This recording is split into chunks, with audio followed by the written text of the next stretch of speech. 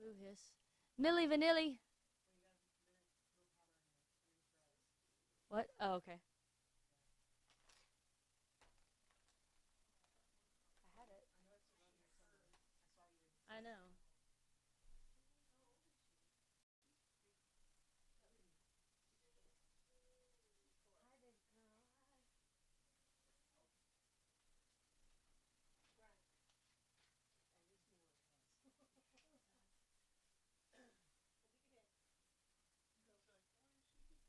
I'm not gonna be able to do this very well, I guess.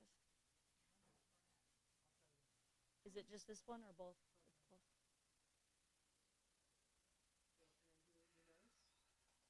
Because it's glowing.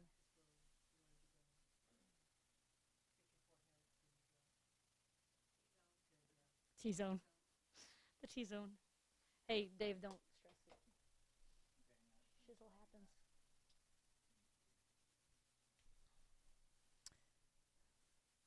I should have gone to the restroom. Tell him.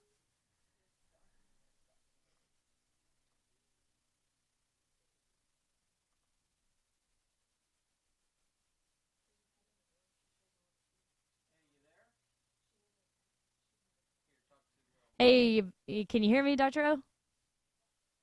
Okay, cool. Sorry, that was on our end. So sorry.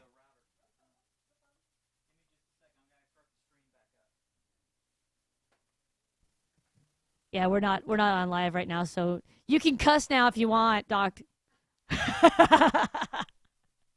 Hey, thanks again for doing this. Sorry we've had it's probably nothing, but it's just interesting talking to folks from, across the country and the different treatment and how they handled it and stuff like that, you know.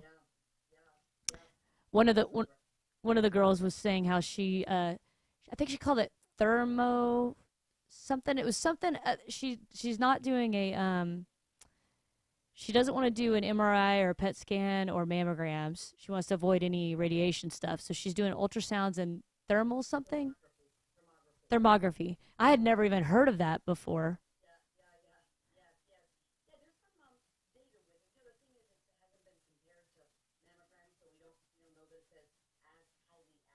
Right, right.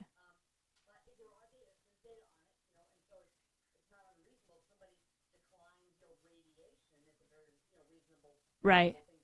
Yeah. Yeah. So she's doing that and ultrasounds. And then I was asking her, she says she is doing the 3D ultrasounds or 3D ultrasounds. And well, I better stop. I'm going to ask you all the good questions and we're not live yet. So, oh, it doesn't? See, I don't know any of that.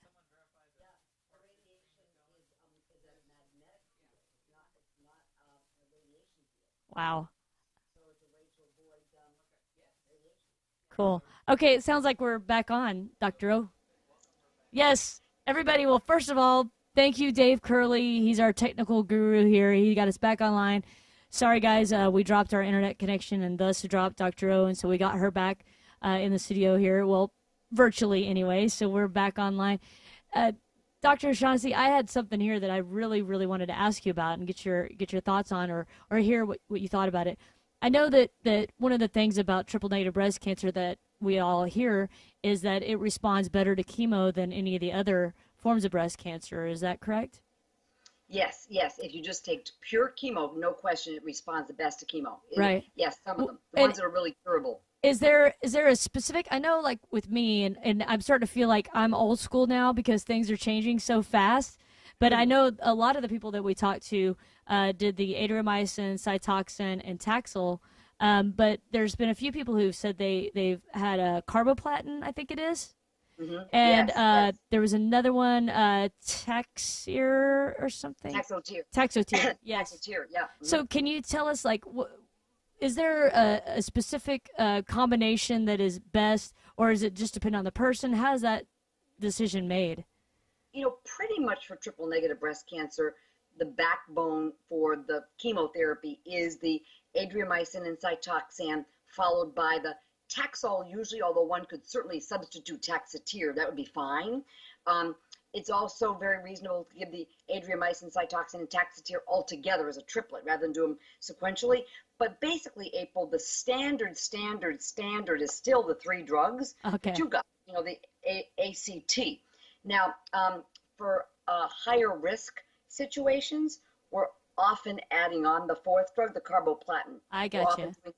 It's proven, I would say, at the 75% level. It's not proven yet at the 100% level. Wow. But 75 is pretty good, so we'd rather err on the side of going with it, even because some data show that you eradicate more breast cancer, so that when women go to surgery, if they have the chemo first, then there's no cancer left. That's called the pathologic complete response. That means no cancer left by the time you get to surgery, and that's a home run. Wow, that's awesome. Yeah. Yeah, that's awesome. And we use the percentage of ladies who have no cancer when they go to surgery. That's our benchmark to see if we're making good progress. And the carboplatin really does increase that chance. Okay. So that's why we're adding it on them. And how long has carboplatin been around? It's been around since the 1980s. Okay. So yeah, I hadn't heard of it at all. So in my world, I'm like, oh, it's new. I have no idea. So yeah, okay. So it's just. Go ahead. Yes, it's new to the breast cancer world. It's actually been studied. What happened is it's been studied since the 80s in breast cancer, but our problem back in the 80s and 90s was that we used to put all breast cancers into one bucket. The estrogen receptor positive, the HER2 positive, the triple negative, and carboplatin really, as far as just plain chemo goes, only works in the triple negatives. And so if you're going to dilute out the benefit by treating a whole bunch of ladies with it who don't benefit from it, you're going to miss the fact that it's going to benefit a subset.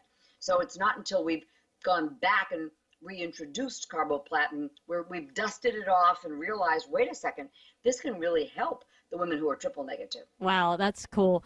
You know, I don't want to forget to ask you another question that somebody brought up earlier that I thought was really interesting. You know, when I was diagnosed, at least my doctor, and you're going to have to correct anything I say wrong here, but my doctor at the time told me that having dense breasts made it harder to find any cancer. So that's why I had ultrasounds every 6 months for 7 years leading up to when I was diagnosed. More recently, I had heard that having dense breasts is actually a risk factor for breast cancer. Is that right? Yes, that is true. Now, most women who are very young, like you, April, when they're diagnosed, most women, young women, have dense breasts anyway because the breasts are very glandular and very active. So most gals have dense breast tissue, but even within young women, there's a gradation, you know, from dense to, you know, very dense, you know, and yes, no question about it, that's a very well established risk factor for breast cancer is dense breasts. What exactly about it makes it? Is it the tissue? Somebody was asking earlier. They're like, is it? They asked, is it just because it's harder? But it's not just because it's harder to find it. It's actually the tissue actually makes it more likely to develop cancer. Yes. Is that right? Yes, that's right. And it's not exactly known. It's not exactly known why the dense breast tissue exactly. How does that lead to higher risk? There's one thing we know is that when we go into menopause, you're supposed to have your breast tissue largely die off, and your mammograms are supposed to go from moderately dense when you're young to very, very not dense when you're older. And when that happens and you kill off all that breast tissue, that's a very positive sign, okay? But that doesn't happen to everybody. And so the dense breast tissue in the postmenopausal years means that for whatever reason, that breast tissue is not very good at dying. And we think it's the stroma. The stroma is the normal tissue between the breast glands. You know, we got the glands of the breast that make the milk, all the glands, and then you've got this supporting tissue called the stroma between it. And we think that there's a lot of stroma in these dense breasts, and the stroma is just keeping the glandular cells alive. And that's not good because, you know, we accumulate a lot of injury to our tissues over time, and the breasts are a very dynamic organ. You know, they grow and then they die off, and they grow all our lives, you know, and they get a lot of stimulation. by the female hormones, estrogen, progesterone. And so they pick up some damage to our DNA along the way. And, Mother Nature is protecting us in the menopause by having our tissue die off. And if women's breast tissue doesn't do that, and we don't know why that is, but it's something about the stroma, keeping those glandular cells alive. Interestingly, the most dangerous time to take hormone replacement therapy after the menopause is from the years like 50 to 55, when the breast tissue is supposed to be dying off, and you're going to now give it estrogen to try to keep it alive. When you look at the hormone replacement therapy literature with estrogen and progesterone in particular, that's the most dangerous time. Yeah, that's, just what you described, it seems like I would have guessed that. Just like, oh, well, that doesn't sound good, because you're trying to go against what's natural. Yeah, it's, like you said, it's trying to protect you. Right.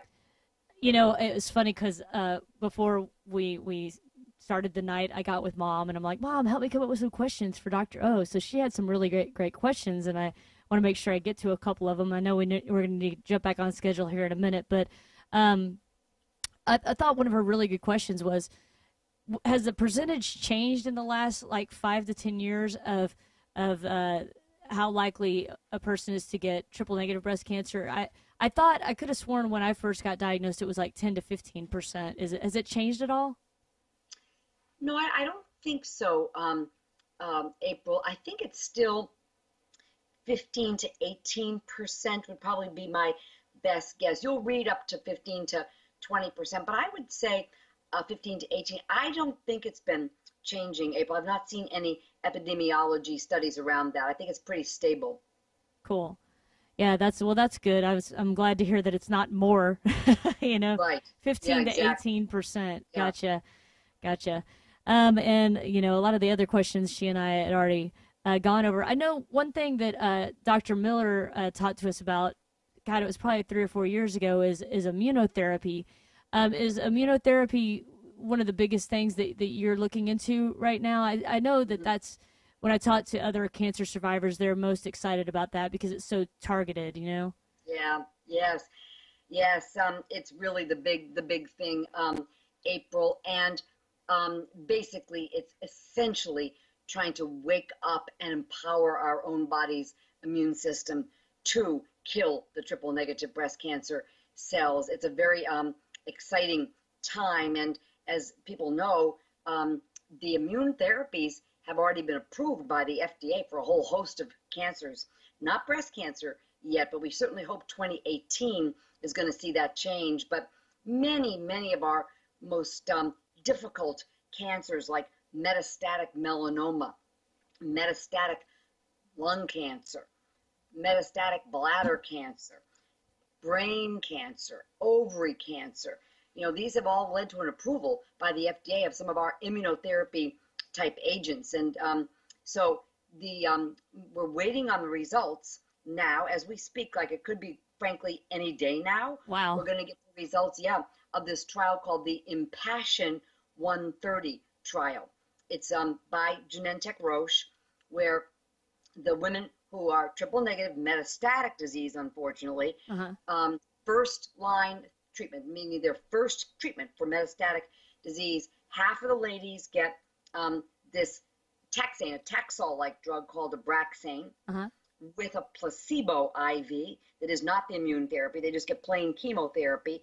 And the other half get the Abraxane with Genentech's immunotherapy agent called atezolizumab. The brand name is called Tecentriq, and it's approved by the FDA for a variety of different cancers. So everybody gets Abraxane with or without the immune therapy agent. And this immune therapy agent allows our killer T cells, the T lymphocytes, which are the killer cells, one of the killer cells that can kill off cancers, to become activated, basically, because the cancer cells actually turn off the activation of these immune cells. So, well, we're definitely keeping our fingers and toes crossed on that one, April, because that would be a sea change. That would be a sea change. It would be our first, if we get the good word, here in the next, month, week, days. I mean, it could be any time. Then I expect if it's a positive result, and everybody expects it to be. Now, what do we really know? But I'll tell you, from the preliminary data we've seen, we would be stunned if it's not positive, okay? And Wow. then the FDA will act very quickly. When the FDA gets a positive result in the immune therapy arena, they act like lightning to get that available for women. So, and the other even more exciting thing is, April, is that a different immune therapy agent, Keytruda or pembrolizumab, is now in the preoperative setting. It's getting quite mature.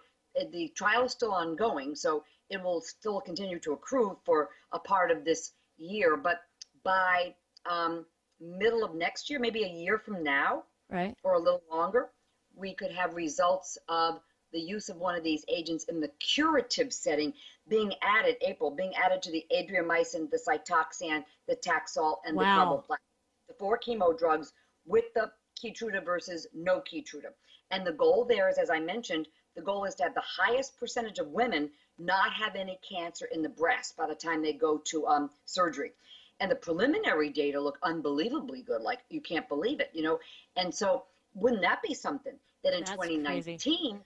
we have the immune therapy in the curative setting? So talk about a sea change.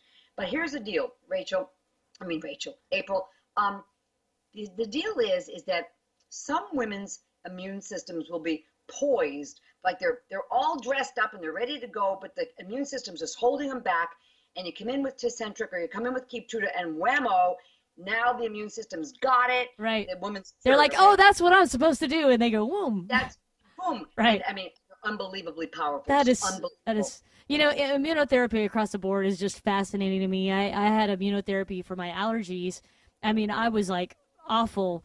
And it's like I don't really have, as my technical wizard sneezes on my right here, I don't have any allergy problems like at all anymore. Like I never breathed through my nose forever. And I did this immunotherapy for 3 years for allergies. Wow. And I'm totally good to go. And I just think immunotherapy is the coolest thing ever. We're going to need to get on with our next guest. But Dr. O'Shaughnessy, man, girl, thank you so much. And the coolest thing is I can tell you are so excited about what you do. And it looks like we have a question, though. Yeah. Okay, gotcha. Hang on. We got a couple questions here. Hey, check it out. Yeah, lightning round. We're doing the lightning round, Dr. O. Here we go. No. Okay. Okay, this comes from Mo K. I have a question for Dr. O. When they give adjuvant therapy, and if there is a recurrence, is the cancer the same cancer or a new cancer? It's the same cancer. It's just the cells from the original breast cancer that survived the adjuvant chemotherapy. So it's the same cancer, but it's the resistant cells that were in the original cancer. So it's an outgrowth more of the original. But most of the time when you biopsy it and look at it, it looks just the same with regard to it being triple negative. It starts off triple negative, it remains triple negative. And most of the case, that's true for the estrogen receptor positive and the HER2 positive. So it is the same cancer. It's just that some darn few cells managed to survive the original adjuvant. Adjuvant means what comes after surgery. Gotcha. That's what that means. Yeah.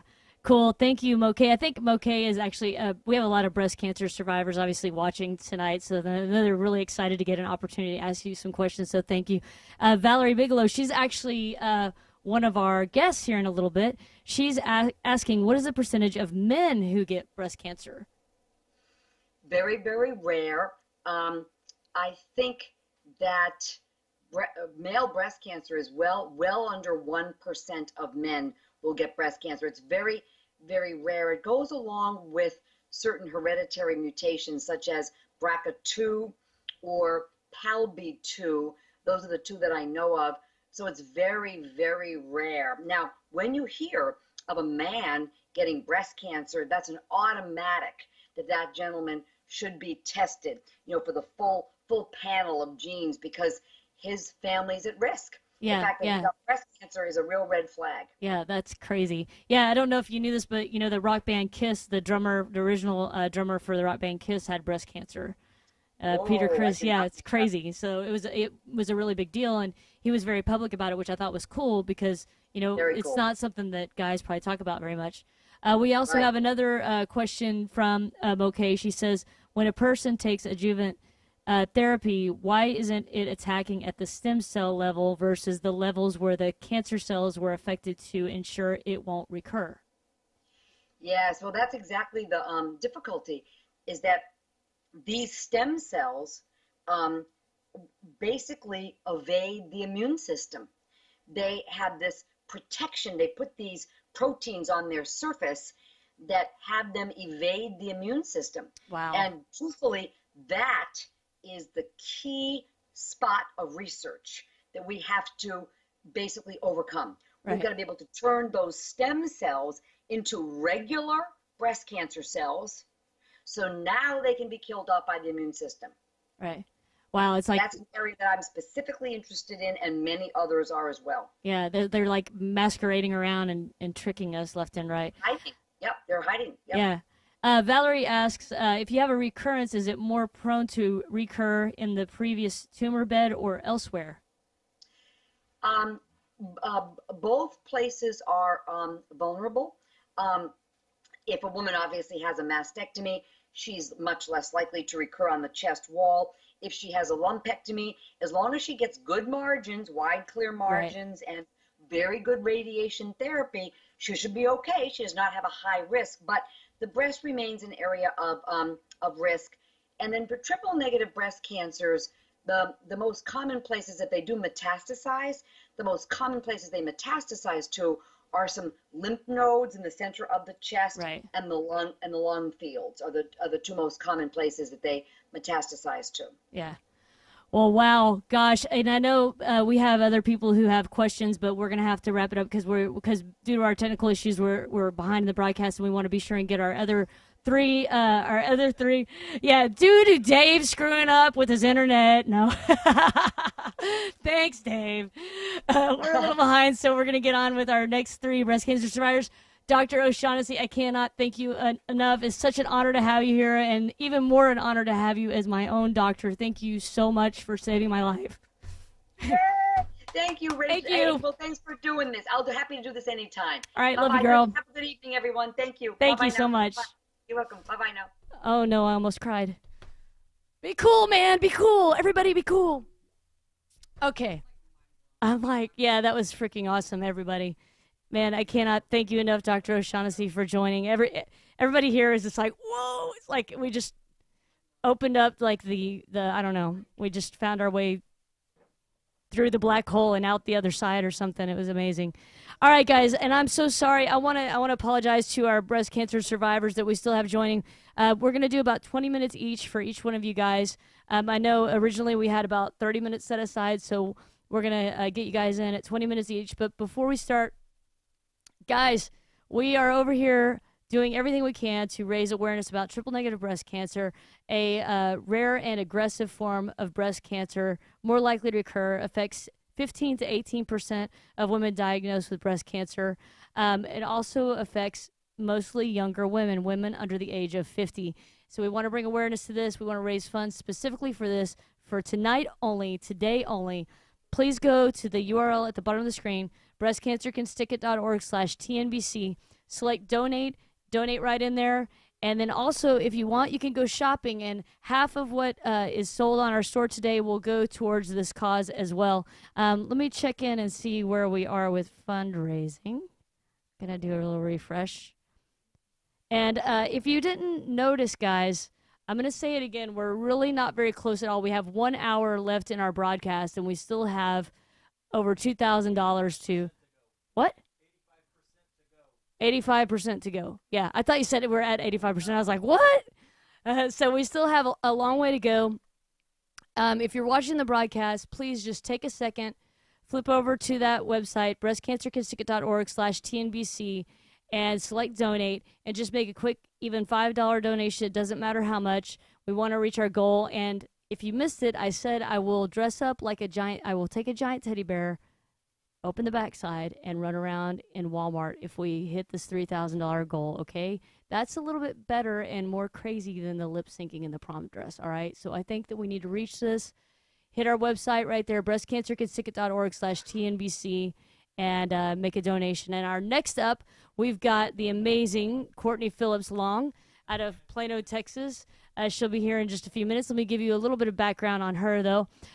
Courtney and I were introduced, actually, a couple of friends of mine. One friend of mine said, hey, my cousin was recently diagnosed with triple negative. Would you mind talking to her and meeting her? I was like, sure, I would love to. Separately, another friend of mine, Brandy McComb, who's also a sponsor for our Drumathon each year. She's a wonderful photographer. She told me that she had a friend who'd been diagnosed with triple negative breast cancer. Same person, and it was Courtney Phillips Long all along. And so Courtney has actually joined our this is her third triple negative breast cancer broadcast to be a part of. Before we started doing it here with Dave, we did a blab with her. And then we did it here last year, and we're here doing it again. And so it's been really cool because 2 years ago when we did the broadcast the first time with Courtney, she was bald, like completely bald 2 years ago in 2016. So it's really cool to have her back. Can we welcome back Courtney? Bring her into the show. April. Boom. Look at you. Look how pretty you look. Yes. How are you? I'm great. And I have lots of hair. You do. You don't look bald at all. No, I'm not bald at all. It's actually kind of unmanageable right now.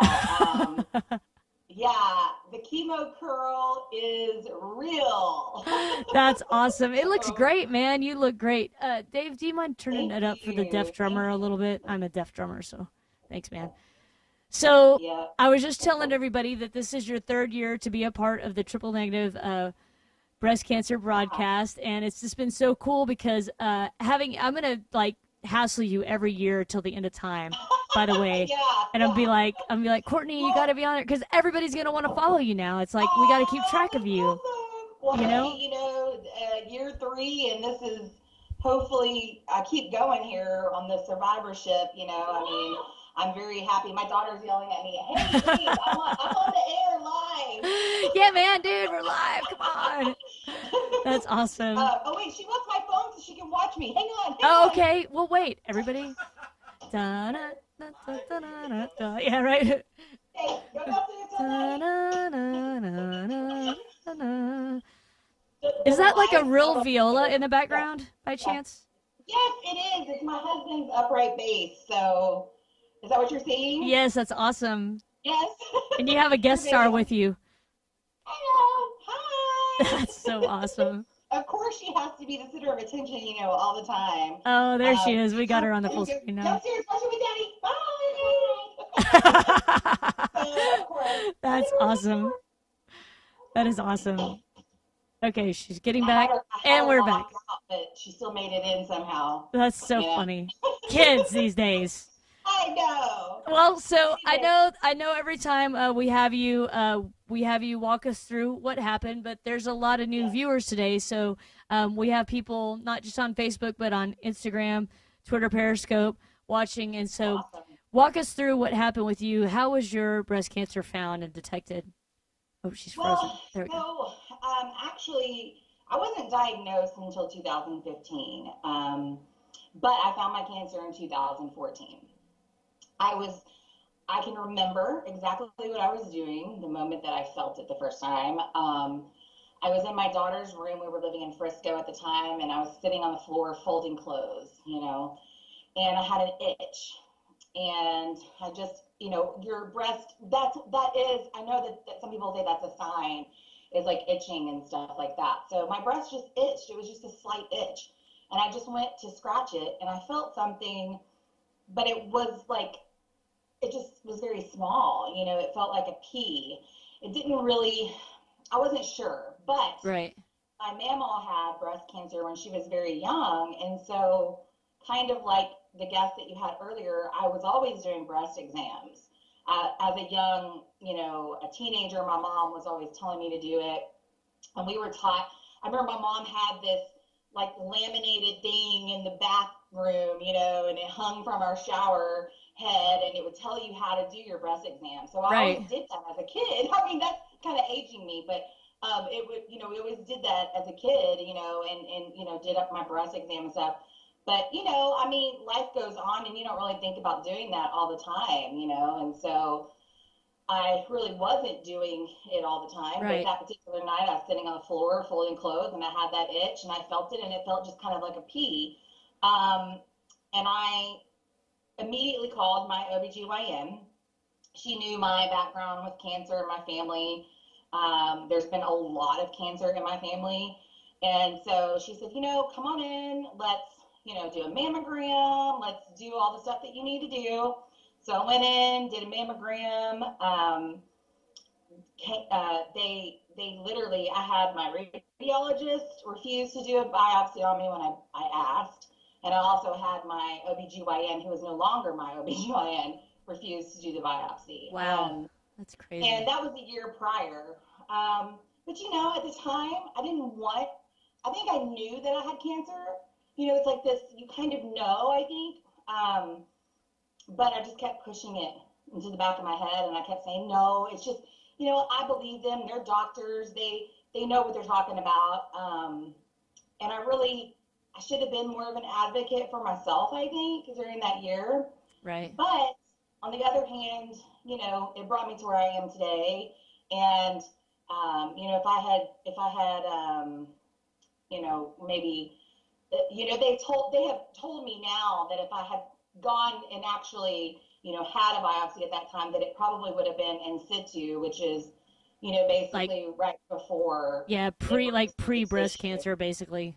Yes. Yeah. Yes. So, it would have saved me, chemo and all that kind of stuff. But to be really honest, I wouldn't change, going through the chemo and the people that I've met and the surgeries, even though it's difficult, I wouldn't change it for the world because it's made me a better person, and it's right. who I am also. Well, right.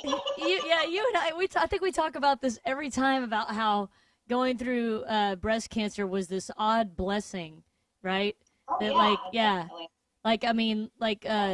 for me, it obviously just kind of took me in a whole different life path, and combining, drumming and breast cancer awareness into one thing. And then I get to meet so many incredible people like you and all the survivors that we're having here and that we get to talk to and stuff like that. Yeah, so yeah, it's pretty crazy. It is amazing because it's not, I always tell people it's not a group that you want to be a part of, but once you're there and you're in it, it's so supportive. And, I said this before, like, it takes a real badass to beat breast cancer. So right. I feel like we're a bunch of badasses, really. Right. We're warriors, and we got like a group of girls that we all stick together. And there's all these, like we were talking about earlier, there's all these awesome like support groups on Facebook and everywhere, and everybody pulling together and helping each other. It's really pretty cool. Really cool. It really is, and just so many women being able to speak up for our rights, right. and just being advocates, for breast cancer awareness. And, that's what we have to do, and I feel really strongly about that because I was refused, twice a biopsy. But anyway, so back to my story, a year goes by, I literally woke up one day and it felt like the size of a golf ball, and wow. It kind of happened overnight. It was like one of those things where like sometimes I'd feel it and sometimes I didn't, and they just were telling me, oh, it's just fibrocystic breast. That was in my family as well, so they right. just kind of brushed it off to that.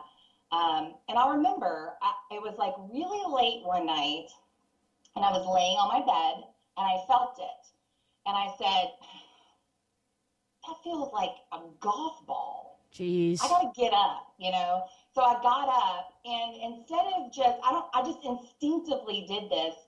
I just leaned over, and when I leaned over, I was able to really feel it better, to get myself in a different position. Because when you're laying flat, things move back and kind of out of the way, and so you maybe cannot feel it exactly right.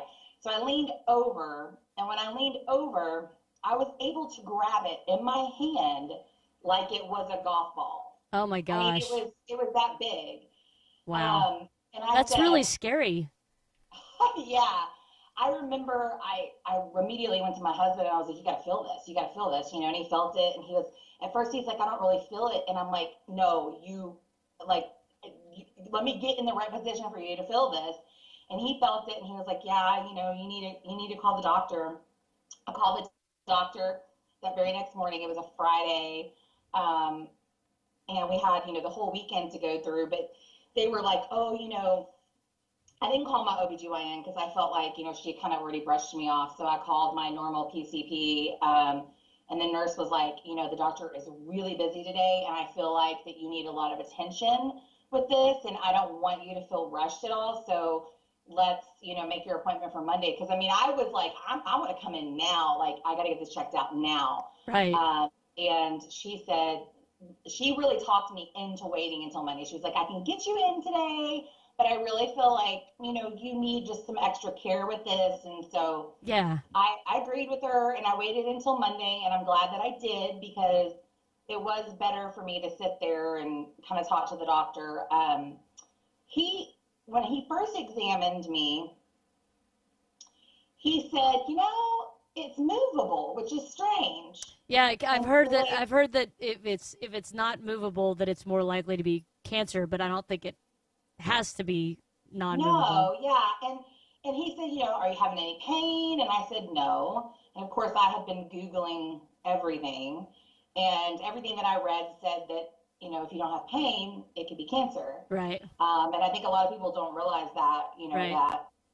So that's a kind of a good thing to know, Mm-hmm. So I had, no pain, but I just had this huge mass. And he moved it around. He said, this is really odd because it's movable. And he even said, I don't want to say that this is cancer right now, because I want you to go get a mammogram, because it could be just a really large cyst, because it is so movable. So I had the mammogram, and, while I'm getting the mammogram, the girl's looking at me like, wow. Like, she's just looking at me like, you could just read it, all over their face. It was just gosh. Kind of like, it was kind of like, I just felt, I don't even know how to describe the feeling that I felt, but it just, it's you feel this like just black cloud come over you, or something like that. And just, it really is a feeling of dread. And she, did finish the mammogram, and then I went in with the radiologist, and he immediately was like, okay, we need to biopsy this. And I said, okay, well, let's do it now. And he said, no, I want to do it tomorrow. And I said, no, tomorrow is my birthday, and I'm not coming here on my birthday. I said, you're doing it now. I said, you guys missed this. It was the same place. I said, you guys missed this a year ago. I said, you're doing it now. He walked out of the room, and he came back with all the tools, to get everything done. And I'll never forget, he was doing the biopsy, and then I heard this like really loud, like click, click, click, click, click. And I was like, what was that? And he's like, oh, it's just we're tagging it just in case. Right. And I looked at him and I said, I have cancer. And he was like, he just, he had the look. He didn't want to, obviously they can't tell you. Wow. But he knew. He knew. And then he told me, he said, I didn't even have to say anything about the year prior, because he was like, I know that you were here, and it's in exactly the same spot, but I wouldn't say that I would, blame the he was like trying to cover for the people from the year before. And, I'm sure I probably have every right to go back and blame these people, but they're only human, and humans make mistakes. And, at the time I think I was very angry about it, and I couldn't talk to my OBGYN like at all about it. But I've, now, like I told you, it's like I've gotten a peace about it, because I've met so many amazing people, and the whole journey of going through cancer has just really been just a blessing in disguise, and there is light at the end of the tunnel, and you get your hair back and all that good stuff. So, right. But yeah, it was a big whirlwind for me. They tested me, they put me in a clinical trial. So I was in a clinical trial. And was that, just real quick, was that your choice? Did you want to do a clinical trial? I think that you told me that before. This was actually, honestly, I didn't, I do makeup and hair, and so I own a studio in North Dallas. Well, as like makeup and hair, you don't really have insurance and stuff like that, I'm self-employed. So I didn't have any insurance when I was diagnosed. And I had not really, even thought about that aspect of it at that point yet. I was just kind of like, I want this out of me, and I want to do whatever I can to save my life, because I had a 4-year-old daughter at the time. She was 4 years old, and I just knew that I wanted to be alive for my child and my husband and my family. And I just immediately went into like this fight mode, and they presented it to me. They presented me the clinical trial, and I found out later that I was the last one accepted in that trial. And so, don't tell me there's not a God, because God had his hand all over that, and they paid for all of my chemo treatments were paid for. I was able to get insurance, so we did get insurance. That was another huge blessing by the end. So I was diagnosed in September of 2015. By the end of October 2015, we had insurance. Nice. And that's amazing. That's so cool, amazing. Man. It was amazing. Yeah, I mean, that whole trial and everything was like you said, handed to you, and to be able to get it all for free and everything like that, and what a blessing. And you've been cancer-free ever since. So one thing we didn't talk about, we're going to have to, sorry that we have to cut everybody short tonight due to some of those technical issues, but I know that you had a double mastectomy and the chemo and everything, and so you've been cancer-free now for how long? Gosh, chemo brain. I think it's been about 2 years. So right at about 2 years. Yeah, because I met you like right when you were diagnosed, like just a little bit after through. I mean, I was in chemo when I did the very first. Yeah, you're right. You were, and I was slick bald, man. I was in AC, and I was thinking about that today. I was like, gosh, I feel so amazing compared to that. I know, right? Like, I felt so bad, but I was so excited to be a part of it, Well, that's what's so cool about having you here yet again, Courtney. I'm so thankful that you could make it here for the 3rd year in a row, so we can continue to follow your journey, kicking some triple-negative breast cancer butt, and 2 years cancer-free, and your hair looks great, and you look great. And, man, thank you so much for joining today. It's a real blessing to have you. And I'm sorry we didn't have more time, but, we're going to have you back next year, so you'll have all the time you want. I did want to say one last thing, that I am BRCA1 positive. And so I was under 40 when I was diagnosed. And, I think that for me, that's another big thing. I think that all females should be tested for that at some point in their life, because I think it's really important for us, so for us to be proactive and stuff in that. But hey, man, taking care of yourself and be proactive in your health for sure. Yes, ma'am. Great. And I see you doing it all the time, kickboxing and. Heck yeah, dude. That's right. Awesome. Man, thank you again for joining, Courtney. We really appreciate you joining today, and we'll see you again next year, okay? I love you so much. Love you too, girl. Daddy game kiss. That's awesome. God bless you, girl.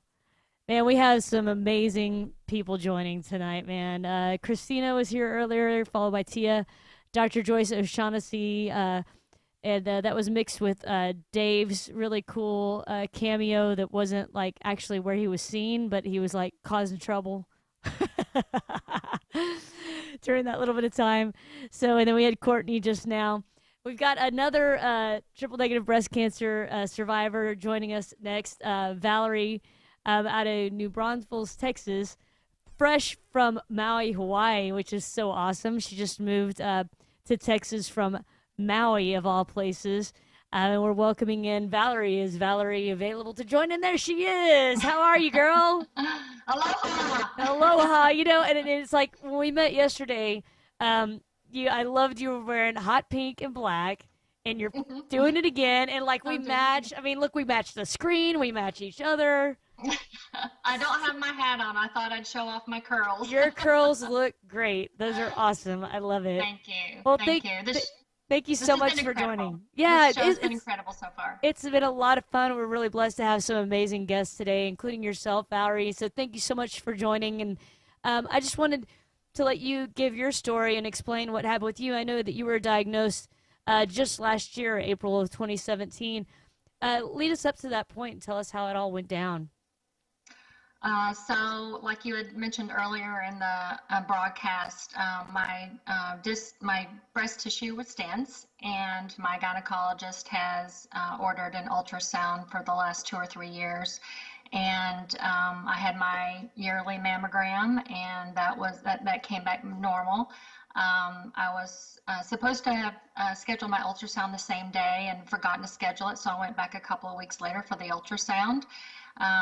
And that period of time, I'd gotten back the result from the mammogram, and it was normal, and the ultrasound found a mass. So we did a biopsy and found out that it was cancerous. So yeah, it went very quickly. I was diagnosed on a Wednesday. I consulted with a surgeon the next day, and I chose to have a lumpectomy like 4 or 5 days later. So it went very quickly. Wow. I was lucky enough that it was only around 1 centimeter in size. So out of curiosity, were you doing any hormone replacement therapy at that time at all? No, Okay. I was not. I was just curious. I don't know if you right. saw that part of the broadcast, but I'm just curious, and now I want to ask everybody that question because I don't. But most of the women who are joining the broadcast are younger. You know, there's no one here that's over 55 years old, and so you know, most of us weren't even to that point necessarily. Right. Yeah. So how soon was it again after you were diagnosed that you had your lumpectomy? About 5 days. Wow. 5 days. Yeah. So they had a surgeon available, and you know, of course, I was on the internet Googling everything for the entire weekend, and went ahead and made the decision I thought was best for me. They were able to get clean margins, and it had not spread to the lymph nodes. You were talking earlier that, you know, I had that same thing that you did. Oh, you did? See, thank God yeah, someone I else did. did. So, and I'm sure there's some technical name for it where we got the injections and then they try to find or they find your sentinel node. So you had that done. That was not fun. I did. No, you know, luckily I had, you know, a numbing agent, so it really wasn't a big deal like I thought it was going to be. I really just felt pressure. But they did find that the dye went to a node under my arm. It also went to an internal mammary node, which Dr. O mentioned that earlier. So they were able to take that sentinel node out from under my arm and find there was no cancer cells there. But the internal mammary node was too close to my heart and lungs, so they weren't able to remove it. So with the chemotherapy and radiation combined, you know, was hopefully if there were any cancer cells in that, it would eradicate that. Right. So, yeah. Wow. So, yeah. Yeah, that's crazy. And so then after you had your lumpectomy, you had your chemo treatment, and I believe you had something a little bit different. I know that we talked about several different kinds, but talk about what kind of chemo you had. So I had docetaxel, which is also called Taxotere, and I had cytosine. Okay. I had 4 rounds of that, and then I had 30 treatments of radiation. I had 5 weeks of whole breast radiation, and I had 1 week of I forgot the name, but they just specifically do the tumor bed area for 1 week. Right. So it's centralized. So yeah, it went really good. I have to say, you know, I belong to some of the same support groups that you do. Yeah. And I feel very blessed that things went really well for me. I tried to exercise and, you know, throughout the entire thing. And that really helped. Eating well. You know, I had a great support group on Maui, and I had a lot of prayer warriors during this time. So they're the back best. home in North Carolina, they were the best. Yeah. And I know some of them were watching tonight, so I felt them that they were right there with me. So that's awesome. So yeah. So when you had your chemo, obviously your hair fell out, and it's it's growing back now, and the standard chemo curls, as someone referred to Absolutely. it, right? Which are awesome. Yeah. My hair looked just like that, but mine Did grew back it? pink. I don't know why. It was weird. But but did Yeah. you opt to wear a wig at all during that time, or did you go bald, or? Well, being on Maui, it's warm all year around. And year before last, my hair was down to my bum. And I actually had it cut so that I could donate it to an Cool. organization in Michigan for my sister-in-law who's going through her bout with cancer, breast cancer, for a second time. And Wow. so when I found out that I was going to be doing chemo, I wanted to have it cut in a pixie cut to prepare so that I could also donate it again for to the same organization. So I did. That's such So a I cool had it. story doing that for her. You That's know. so neat.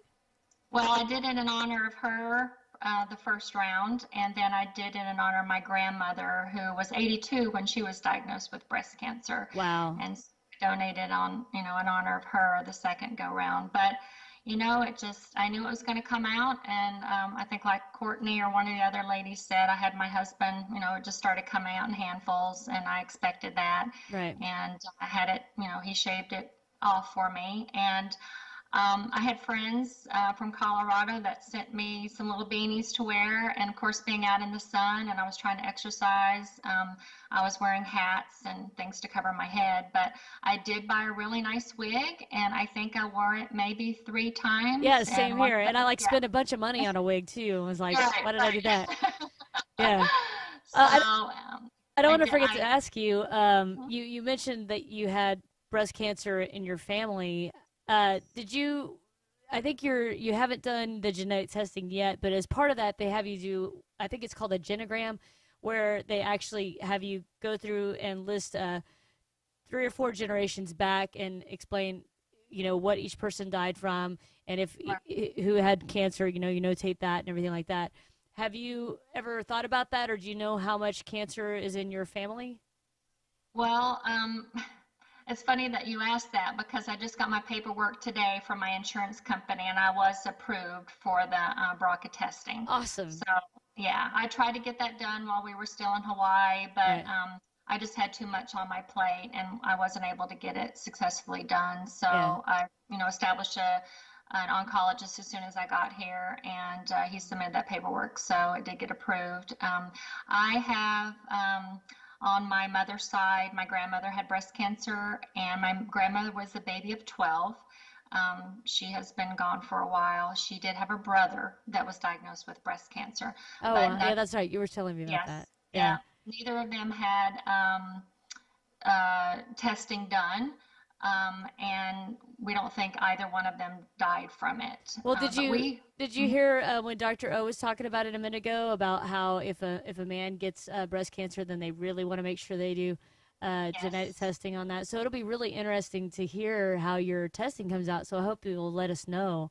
Message me and be like, hey, here's the results. Whichever way it is. Exactly. Well, I want to know for my benefit, in case I do have, a reoccurrence down the line. And also, my understanding is if I have the gene, I can pass that on to my boys, and they can be at a higher risk of having breast cancer and prostate cancer. So give them, information, about their health care as well. Yeah, and as I understand it, also, I believe with the BRCA 1 and 2, or at least one of those, it also ups your risk of like ovarian cancer and some other cancers too. So yeah, it's definitely good information to have, so you can make other decisions based on that. I know when I talked to Dr. O'Shaughnessy about it 7 years ago, she was suggesting a possible hysterectomy if I had it.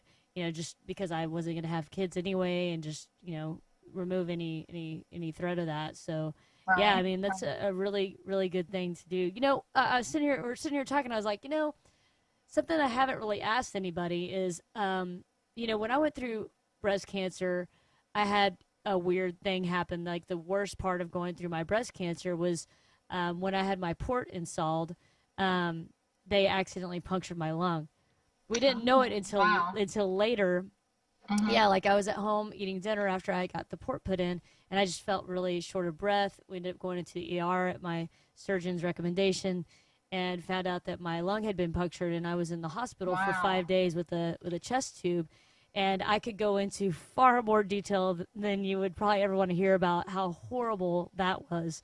But my point is almost everybody, when they go through breast cancer, they have something that happens that was kind of maybe not expected, or some worst part. What do you feel like your worst part was? Did you have something that you were like, this is the worst thing that happened? And it's okay if you didn't. I'll just be jealous. That's all. I think the worst part was just getting the news. Right. I think we all think, at some point we're going to have bad news in our lives about something, some healthcare scare, but everything was going good in our lives. We were happy living in, our dream home, and, in a place we've always wanted to live. Yeah. And then you get that news. I think reality sets in, that it's not about where you are. It's not about, material things in Right. life. It's about just being with family and being with people that you love. Yep. So, That's such a great point. Within 2 years of being diagnosed, I moved about 5 miles from my folks. And prior to that, I lived about an hour from them. And I was like, no, I'm not going to go spending, any more time with my family. It's just, you're right. You do realize what's important, and Absolutely. it just gives you a whole different perspective on life, like big time, Yeah, it gives you, you feel like you had a second chance. Yeah, you're right. I actually just got back 2 days ago from North Carolina, visiting my family, who I haven't seen for the last year because we were so far away. When you live on an island, that the people there become your family. So Right. I had a great ohana there, but it was hard being away from my folks, and they weren't able to come. My dad was going through health issues, so it was great to see them.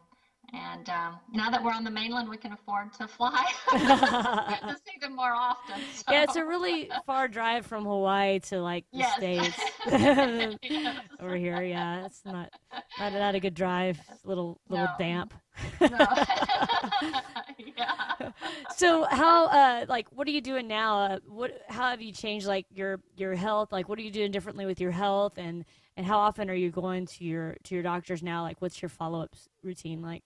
So I established an oncologist here. I researched a little bit about 3D mammography machines, and I wanted a specific machine. I found out that they have it right here in New Braunfels, and it happened to be one that was in network with my insurance. So I just got a clean 3D mammography, normal, came back a couple of weeks ago. I'm getting ready to go in for my ultrasound in the next couple of weeks. So, of course, when I showed it to my oncologist that, I'd received a normal report, on page 2, it said that I should get supplemental testing because of my dense breast tissue. So I don't know. I just feel like every woman should try to be proactive in their own health care. And if you feel like you need that extra testing, please do. Yeah. I just, I'm thankful to this day that my gynecologist has ordered one, because if I had not had one, we would be looking at this April, me going in for a mammogram. And, like you said before, triple negative breast cancer can grow very fast. Right. And it would have been a totally different situation for me this year if it had not been found. Right. So, so I saw my oncologist. I've seen a gynecologist. All that was clear, and I'll be going in, for my routine mammograms and trying to eat better and be healthy and be active, and still researching. Yeah. Yeah, and I'm glad you brought that up again. We've talked about it a few times here on the broadcast. Is the only path for prevention at all is just a healthy lifestyle, maintaining a good body weight, eating a low-fat diet, and just making sure that you're exercising. I think Dr. O'Shaughnessy has told me, at least equivalent of walking 30 minutes 5 times a week, Right. and that's really do it that at least, and that's your prevention for triple negative breast cancer recurrence. And also just staying healthy across the board is going to make your risk factor for any kind of breast cancer, any kind of cancer at all, lower. Right. So it's always important. It's funny, growing up, you hear eat your veggies, eat your fruit, blah blah blah, and it's just like, whatever, man, I want a burger. But it's like, you get older and you're like, oh, that stuff, that really makes sense. You actually do feel better when you eat better. You do Right. feel better when you're active, and Absolutely. I've really embraced that, and it sounds like most everyone who has been on the broadcast tonight has embraced it too and understood the effectiveness of doing that. So it's really cool. So what is your one thing? I guess you may have just said it, is your big thing is just take charge of your own health and make sure that if you think you need more and something different, you have a concern or whatever, follow up on it. Don't just let it go. Just take charge of your own health, right? Right. You have to be proactive in your own health. I mean, a doctor may, give you different information than you want to hear, and you're welcome to a second opinion. And, I did that from Hawaii thinking, there's a cancer center here. I don't know what kind of health care I'm going to get here. So the day after I had my lumpectomy, I called the service that my husband's company offered. And this was really strange because 2 weeks before, maybe 2 or 3 weeks before I was diagnosed, my husband gives me a pamphlet that his company had given him about getting second opinions. And so I put it in our healthcare file. And the day after my lumpectomy, I pulled that brochure out and I called them. And it was a wonderful service. I talked to a woman in Massachusetts who was the administrator for my account. And I actually had breast tissue samples sent to Brigham and Women's Center. They did their own pathology there. Wow. Then they sent it to Stanford Cancer Center, and they went over all my history, what type of treatment plan I should have. I got like a 20-page report, and I gave that to my oncologist there, and they were going to do the exact same thing with the exact same equipment. And I thought, God was blessing me because they had what I needed right there on my island. So, Wow. So I stayed there and got it all done on That's an so island. cool. Like, what are the chances in that pamphlet just turning up like that? That's, Exactly. I mean, it's like, Exactly. we've talked about this several times too. It's like all these different things kind of pieced together and happen for a reason. And several folks on the broadcast, the different ways that we've met and run across each other and things like that. It's all, I don't know. It's really cool. And I know that we're helping a lot of people just by talking right here, right now, Valerie. So I really appreciate you joining today and taking time. And I'm so sorry that we had some difficulties and your That's slot okay. was delayed a little bit and we didn't No get issues. to talk quite as much, but we'll make it up to you, and let's please keep in touch over the years to come I and will. let me know how you're Thank you. doing. And thank you so much for I joining will. today, Valerie. Well, thank you for having me, April. This was a great broadcast. It was great to listen to all the stories and hear Dr. O. She was great. Yes, She was she's really awesome. good. She's got Yeah. wonderful energy, that woman. You can tell she's Yeah. very passionate about what she does. Yeah, it's so cool. Thanks again, Yeah. Valerie. Appreciate Okay. it. Thank you. Thank you. Hey, everybody, and don't forget, we are here because we are raising funds, okay? I know this is really cool, and we're all learning a lot of stuff, but we want to raise funds at the same time. So check out that link below, breastcancercanticket.org/TNBC. There's 2 links on that page. There's one for the store, and there's one for donations. And we're trying to hit our goal of $3,000 today, so please be sure and go check that out as soon as you can. And we're working on getting our final guest on the line. It's going to be Becky Brewer here in just a second. Let me see. Hey, Dave, can we show a video real quick before we start with Becky? Let's see. We want to show... Let's show the Drumathon highlight reel that you did. We're going to show a quick real quick. We're going to show real quick and take 5. And this is a really good video, though. This is a highlight reel from our Drumathon in 2016. For those of you who don't know, Breast Cancer Ticket primarily raises funds for research and trials, mammograms, and financial assistance for breast cancer patients. And so we have a big major event every year called Drumathon. It's held around Breast Cancer Awareness Month. This year, not in it. It's around it. So it's going to be on September 30th this year, Clyde Warren Park in Dallas, Texas. We have celebrity drummers from across the country come in. This particular reel is going to show you drummers from Pink, Jason Aldean, Ozzy Osbourne, Mr. Big, Ace Frehley, a lot of cool drummers. And then we also have drummers who fundraise and get to play at the event. So we're going to show you this quick reel. Make a note of your calendars right now. September 30th, Clyde Warren Park, Dallas, Texas, drumathon.org, drumathon.org. It's going to be on the screen. Here it goes. Hit it.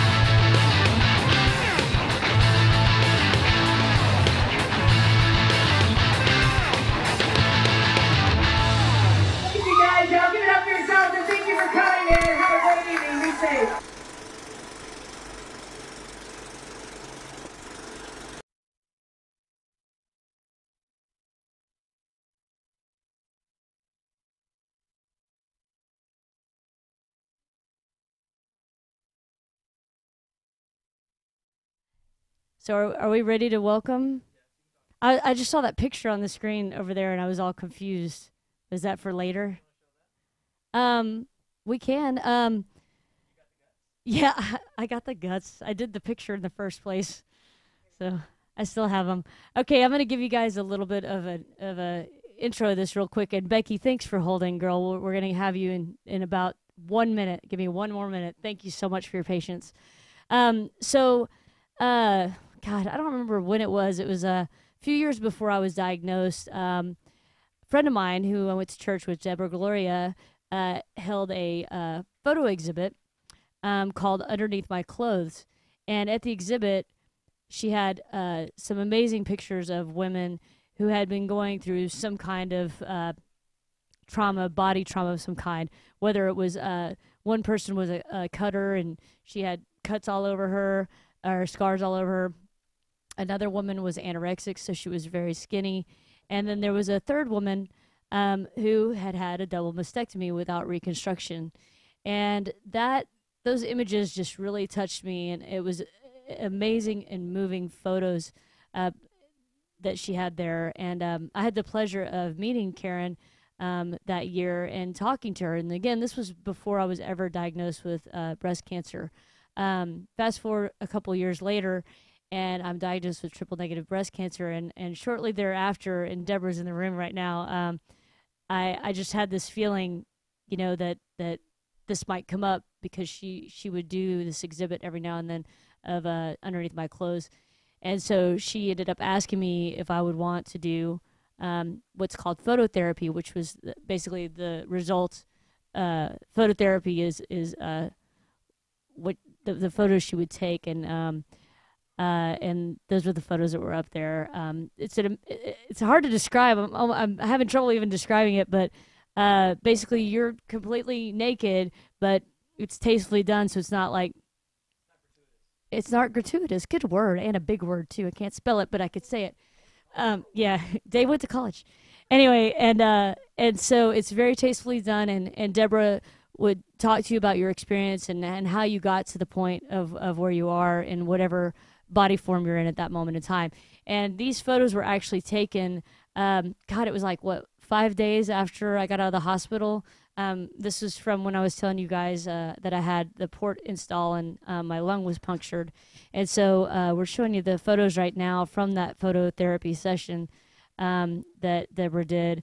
And, you know, it was a really hard thing to do. And, you know, it's odd for me sometimes to show these photos, but I think that it's also probably, I hope anyway, empowering to women out there that go through breast cancer, or maybe decide not to have reconstruction. And I just want to tell you guys again that I feel very comfortable with my decision in that. And like I said, it's not for everyone, but I do want women out there to know that, you know, your breasts aren't everything. And if you feel more comfortable having a double mastectomy without reconstruction, I'm proof that you have nothing to be afraid of, and you can continue on and be a vibrant woman in the community, and be kind of crazy with pink hair and play some drums and whatnot, different things like that. So anyway, we wanted to share that with you, and I want to thank my friend Deborah Gloria for doing that back then and everything. She's right there. She's so awesome. I can't look her way. It'll make me cry. So anyway, so thank you so much, Deborah, for that. And one last time, everybody, we are taking donations right now. breastcancercansticket.org/TNBC. Please go there, make a donation, any amount, doesn't matter. Make a donation. We're going to keep the donations open for the next, you know, few days and see how much we can raise. We really want to hit that 3,000 because, like I said, I am destined to cut into a 5-foot teddy bear and jump inside it and dance around at Walmart, okay? I think everybody wants to see it. Don't act like you don't. $3,000 goal. Let's hit it. Go to breastcancercansticket.org/TNBC and donate now. All right. Let's welcome in Becky, who has been very patiently waiting. Man, thank you, Becky. You're awesome. Why are you crying? No, because you just made me cry. I'm sorry. Oh my gosh, that was beautiful. I am so glad that you just shared those photos with everybody. That was absolutely beautiful and really touching, especially with the conversation I had today with one of my doctors. So I'm so glad, Becky. Well, then, you know, just another one of those things that things are happening for a reason, left and right? No kidding. Right. It's God, and all God is how I see it, but that's just me. No, amen. Yeah. Well, thank you for joining in, and thank you for saying that, too. I'm always really nervous about doing that, and I've always been very encouraged by the other folks on the board at Breast Cancer Can Stick It to share those photos because they do feel that they're really important. And even at the times that I feel like I shouldn't do it, it's proven that it was the right thing to do, and you've just told me again. So thank you for being so honest about that. Thank you. Yep and yep. All right, enough about that. I'll tell you why. That's important in a minute. Okay, all right. Well, let's start out just like we do with everybody, Becky. And first, Dave, I'm deaf. Can you turn her up a little bit? I've heard you, but I have to struggle to hear because drummers are deaf. That's how we are. That is the truth. Yeah, exactly. What? Huh? So Becky is coming to us, guys. She is the furthest from us, I think, Portland, Oregon. That's a long haul, and we got to share the story at some point. That is just the coolest story, so we have to share that. So we need to plan this out good, but I want to cover a lot of ground here. Okay. First of all, I just think it's really important for everybody to hear how each person found out that they had breast cancer because it might, you know, set off an alarm to somebody watching who might think that there's a problem, they're not sure, or it might just make people more aware of their overall health. So tell us how you were diagnosed and how everything came down. Well, I listened to everybody prior to me, and I was thinking to myself, you know, the diagnoses, the path to it was all very different. I didn't have a lump that was palpable. I didn't feel bad. I didn't, just fill in the blanks. What happened was that I, just before I turned 50, was doing yearly mammograms.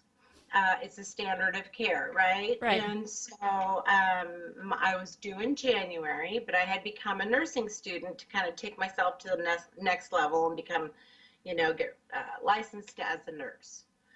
Well, I got busy.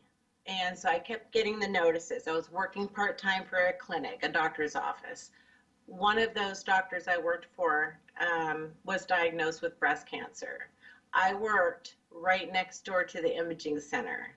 This was in June 1st. I had no excuse. I'm 4 or 5 months past due from my yearly mammogram.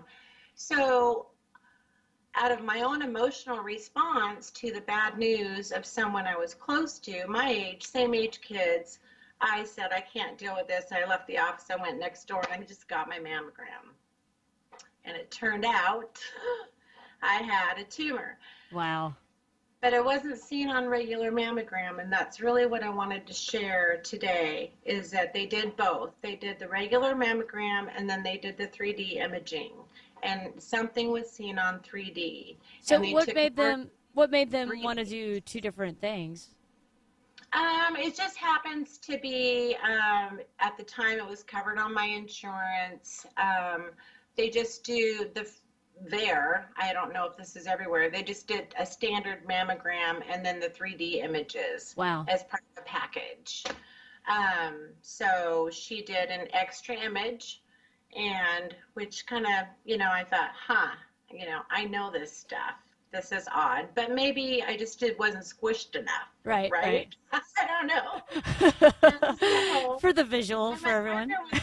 He's like, did you get the results, a few days later? And I said, no, I'm busy. I'm, full-time nursing student, part-time employee, big family.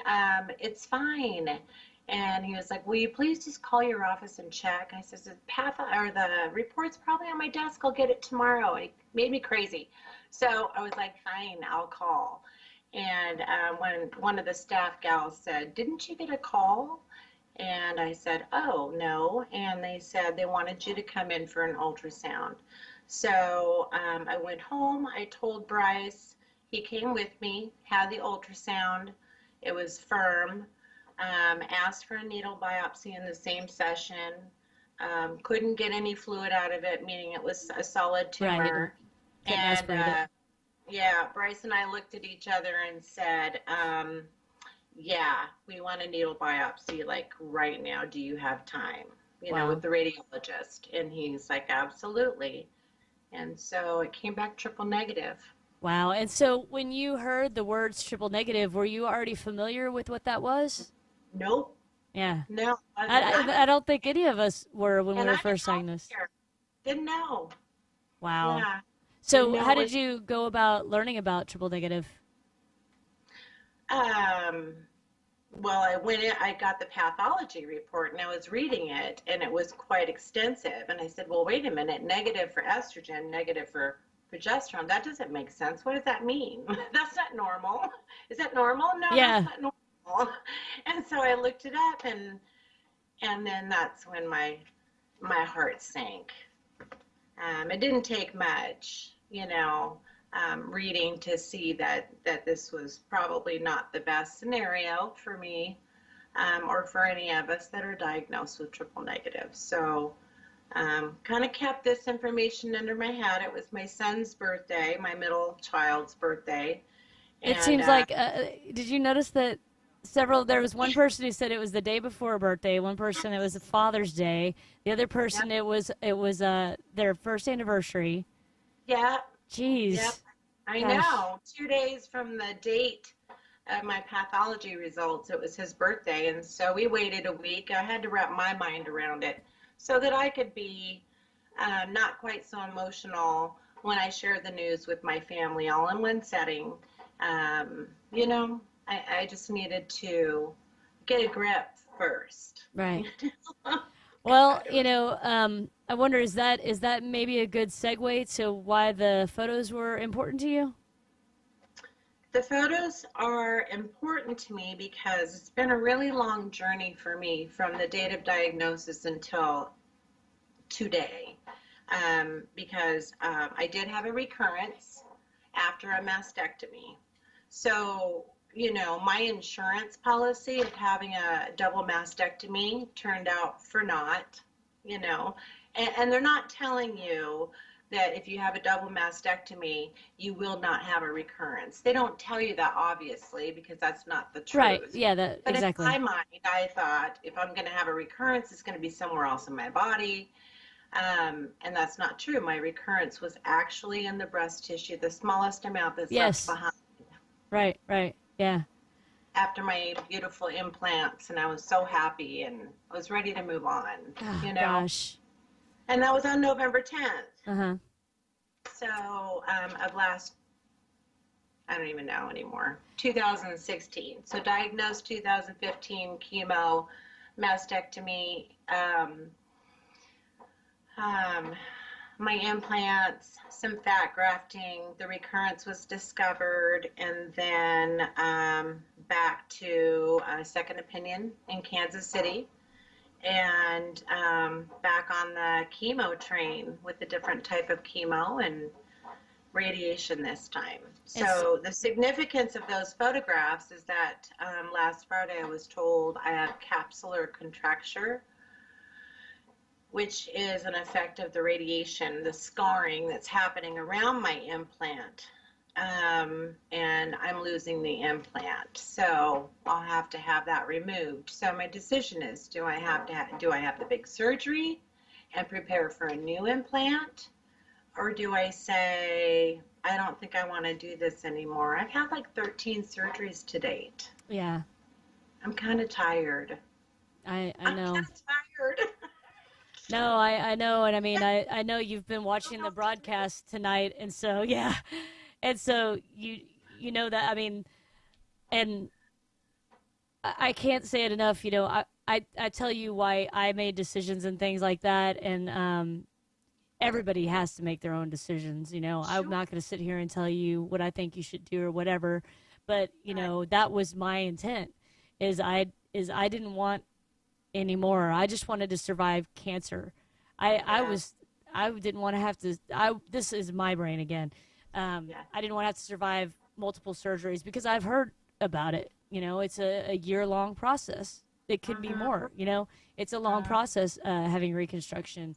And I just wanted to get the cancer out of me, be cancer-free, and get going and not have to risk myself anymore. I'm enough of a mistake walking around like tripping on things and breaking legs, answering phones and whatnot. I mean, just, you know, I don't need to do any of that. So, I mean. Well, I was pretty confident. I have a great team, Dr. Solti, Dr. Tony Storm Dickerson. My plastic surgeon is Dr. Gabriel. He's just a magician, you know, and I've seen his work. I met so many women in that chemo room initially, even though I didn't want to connect with anybody at first. I was busy. Right. I'm busy. Doing my thing. And when I finally let go of me, right, and welcomed other women into my circle, I thought, okay, that's okay. I can do this. I get a new set of tatas. I'm so excited. Right. You know, I was excited. Yeah. Well, and a lot of people that is like a thing. Like they're like, oh, I'm going to go through breast cancer, but I'm going to get new breasts, and so that's something they look forward to, which is great. You know, there's nothing wrong with that. You've had every right to be excited, and I don't think that what you're going through is common. You know, I think a lot of people, they go through reconstruction and it's fine, and they don't get a recurrence. You know. Right. So, right. It's, you know, the fact is that triple negative has a very high recurrence rate, right? And that's your message tonight. No matter what, we don't know where it's going to go. We don't know when it's going to happen. We don't know if it's ever going to happen. And so much more research needs to happen, you know, to find what works, that targeted therapy. Oh, she's like, no. No. He was talking to me. I'm sorry about that. Go ahead. That's all right. Yeah, it's all good. So, you know, it's been a long road, and now I found out that the road is going to continue even longer. So, yeah, that's frustrating, and I've heard different stories from people. I'm sorry about that. I was coughing, and so I was trying to get a water. So sorry that my face wasn't matching what we were talking about. So, what are you thinking you're going to do at this point? Like what? I don't know. I just got that news Friday. Yeah, And that's just saw my primary care today. yeah. I There's got the news Friday. I just went home and I crawled into bed and I literally did pull the covers over my. yeah, I was like, I'm not going to do life today. I need to check out today because that's yeah, just too much. It's yeah, another year of surgeries, yeah. So either way, I have to have another surgery Right, to remove all the scar tissue. right. So, Yeah, yeah. that's so scary. But I mean, it's the point of what we're talking about today, right? Is that I mean, triple negative breast cancer is scary. Wicked. There's And none of my chemo was effective that I'm aware of. It Yeah. was not effective on my tumors because I did chemo first and then surgery. right. And so the scans showed that none of the chemos that I tried prior to my mastectomy were working. Oh, wow. The tumor was continuing to grow. So you heard Dr. O talk about what did. their plan is with all that is they want to try to get all the cancer gone and then do the surgery, and it didn't work out that way with yours, huh? No, but just for some reason, there's enough of a barrier around, the tumor that it just wasn't penetrating. Right. So, yeah. Wow. Well, you have to keep. Twice. Yeah, that's crazy, Yeah. and you have to keep me posted on how you're doing so that we can continue to follow you and everything. And there's a couple of you on the broadcast tonight that is really fresh things happening. I think it was Valerie that said that she just had her lumpectomy like 2 weeks ago. And so, I mean, and you're really fresh with the new knowledge that you have from this past Friday. And it's like, I feel like we need to do and now we're going to have our triple negative breast cancer broadcast follow-up, and do it like in 3 months or something and check in on you and Valerie. You know what I mean? Exactly. Yeah. And Christina, your first one, right? Yeah. Yeah, just 2 weeks ago or something. Yep. It's crazy, man. Yeah. So you gotta tell the story, man. I just told you about it last night. Yeah. Tell everybody. It's trippy. So my hubby Bryce is a drummer. He's also a professional healthcare provider as well. I'll just leave that at that. He's pretty private. And he started playing again with a band, and we started going to NAMM. So NAMM is, you want to explain NAMM? NAMM is the National Association of Music Merchants. It is like the king of all music conferences. 90,000 plus attendees every year at NAMM in Anaheim, California.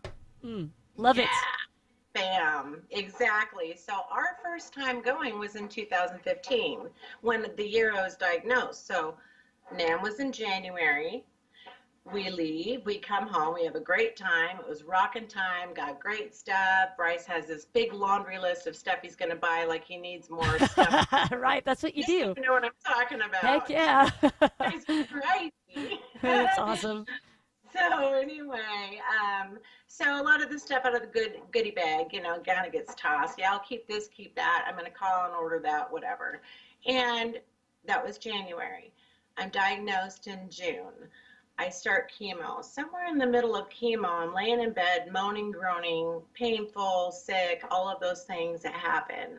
And I looked for something in his side drawer in the bed, and I pulled out this brochure. It said breast cancer can stick it brochure, and I'm like, dude, this is weird. So I was like, Bryce, where did you get this? He goes, oh, that came from NAMM. I said, did you read this? And he goes, yeah, I was checking her out. She's, badass chick drummer. Really need to read the brochure. And it's like, how weird is that? You're triple negative, right? Yep. Oh my gosh, it was just it is crazy. I mean, that's like small world type craziness right there. Super crazy. Yeah. It was kind of so well, again, I always love to meet other women who are associated in some way with, well, I don't like to meet women that had breast cancer because I wish nobody had it. But when I meet somebody who has breast cancer and then they're somehow associated with drumming, I get even more excited, exactly. And so the fact that your husband's a drummer and we're trying so hard to get you guys here for Drumathon this year, because that would be awesome. Yeah. We need to get him down here. And like I said, we got the drum set. You just fly down here. We'll hand him a pair of sticks. You can get up there and go crazy. He would love it. He goes crazy every day. That's so awesome.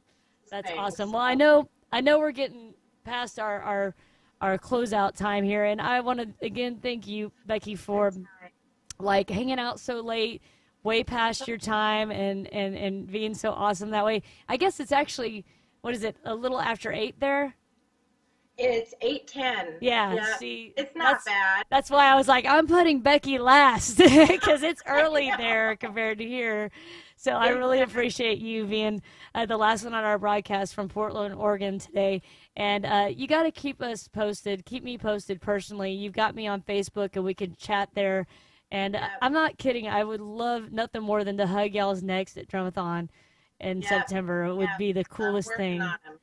I'm working on Please it. do. Do you have anything else that you want to throw out there for our viewers today? No, I just, I raised a little bit of money on Facebook. You raised a lot of money on Facebook. No, you did. It was awesome. Yeah, well, I'm going to tell everybody because, when you said that, I didn't mean to, it seemed like I was shooting you down, but so Facebook has this cool new thing now where when you're tagging like a nonprofit, it'll ask you if you want to raise funds for that nonprofit, or there's an option to raise funds.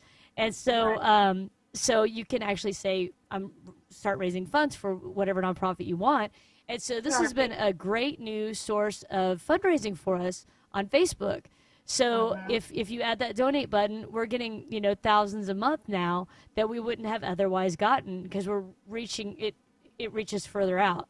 And so it's been awesome. And because we're raising funds for this tonight, but she started raising funds on the Facebook thing, and which is kind of a separate thing, but like it's we're all raising funds to fight breast cancer. So it's all good, Becky. It's all good. Yeah. So thank you so much for doing that. You told me, you're like, I've raised some, and I went and looked, and I was like, Sam, you're kicking butt, dude. That's awesome. Yes, give it up in the room for Becky. Yay! There's like 6 people in here. I don't know if you can hear them, but this is awesome. So send money. Yes, everybody go to breastcancercanticket.org/TNBC. Donate there. Go to our store and buy something. All of it's going to go towards the cause tonight, fighting triple-negative breast cancer. And everybody say a big goodbye to Becky Brewer for joining us from Portland, Oregon. Thank you again so much, Becky. I look forward to talking to you more, okay? All right, thanks. Daddy game kiss. Bye, girl. Take care. Thank you. Bye. Man, such an awesome thing. So that is the coolest story, right? Yeah, she's like before she even got diagnosed, they actually got a brochure for breast cancer ticket. And I think when she ended up agreeing to join tonight, it was also random. I went on a triple negative breast cancer Facebook page, and I just posted, hey, we're looking for survivors to join and tell their story. And then it all just came together again. So it'd be really, really cool to have her come out to Drumathon this year. Okay. Where have I been looking? Oh, I see. I got in trouble for looking at the wrong place. I suck. I'm sorry. No, I'm like, oh, I can see if a hair is out of place if I look over there. It's hard. All right, I'm going to check in. And I just want to remind everybody that we're going to be collecting funds, not just tonight, but into tomorrow. And I might even say that we could go to the end of the week maybe, because I just want to remind you guys, if we hit that 3,000 goal, what did I say? It has to be a little over 3,000? Yeah, 3,004 or something. Yeah, it's got to be over 3,000, not just right at 3,000, something over 3,000. Then I'll get me one of those giant teddy bears, like a 5-foot one, cut the back out, and I'm going to jump inside of it, and we're going to go run around Walmart, and it's going to be awesome. If you haven't seen this, you need to Google. I think you just Google giant teddy bear, get inside giant teddy bear Walmart or something like that. Yeah. Okay, don't type that. Type something, but you'll find it. And it's this guy and his girlfriend, and she gets in the back of this teddy bear and runs around inside Walmart. It is hilarious. I will do this if you guys help us raise over $3,000 for triple-negative breast cancer research. I want to thank everybody who joined tonight. We had Christina from Alexandria, Virginia. Tia came in from Atlanta, Georgia. Dr. Joyce O'Shaughnessy, which is my own oncologist. If you guys missed any aspect of the show, please watch the replay. If you're watching the replay, thank you for watching the replay. And it's just a really killer broadcast with Dr. Joyce O'Shaughnessy on. We also had Courtney, Valerie, and Becky, 5 triple negative breast cancer survivors were on tonight, along with one of the leading triple negative breast cancer researchers here. So thank you guys all for joining. Did anybody have any final thoughts or anything like that we want to talk about? Any questions? Oh, I think I had some questions over here in Skype. It says we're at 463 as of an hour ago, so we'll have to get another update on the total. That's with 505. Oh, that just happened, and that's not including sales on our store. So we're at 505 for that right now. Shout out for fundraising. What's the deal with? Okay, somebody had a question. Masako Maya. He asked, what's the deal with hormone replacement? Is it a cause? I understand that hormone replacement can be a risk for breast cancer. Again, we're not doctors here or anything like that, but go check it out. WebMD might be a good place. Cancer.gov, American Cancer Society, would be a really good place to check out for information about that. That's what I would recommend on that. Did anybody in the studio have any questions? I paid you to say that. I'm sorry. Did you want to say that into the microphone? She's not going to do it, is she? She doesn't want any. She doesn't. Yeah, I don't. What's up with that? What's up, man? What is up with that? Yeah, what's going on there? I don't get it. So, guys, we're going to keep fundraising open for the next couple of days to try to hit this $3,000 goal. We'll keep it open until Friday. So if you guys want to share out this broadcast, please do. Again, it's breastcancercansticket.org/TNBC. Go there, donate, buy something at our store. Please spread this broadcast, share it out, and let's raise as much as we can. I want to thank everybody again for joining. We had some awesome breast cancer survivors here, and thank you also everybody in the studio today. Dave Curley here. If you want to show your face or just pop by. Everybody should just walk by, like not even look at the camera, just like walk by. Dave Curley in the house. He's so photogenic. Doesn't he look pretty on there? Do you guys want to come flap around and say hi? Yeah, come on. This is, you can say hi. I love you. You're sweetheart. This is Deborah Gloria, ladies and gentlemen. Yay, Deborah Gloria. Yes. And this is Michelle Graves, Director of Sponsorship and Corporate Relations in the house. Woo! And Brain Cancer Warrior, Frank is here. Yeah, baby. So awesome. So thank you guys all for your help tonight and everybody who joined the broadcast. Again, please donate. Buy something from the store. We're going to let all the go towards triple negative research, triple negative breast cancer foundation, and we're going to raise funds to the end of the week, all right? Spread the word. Thank you guys. Rock on.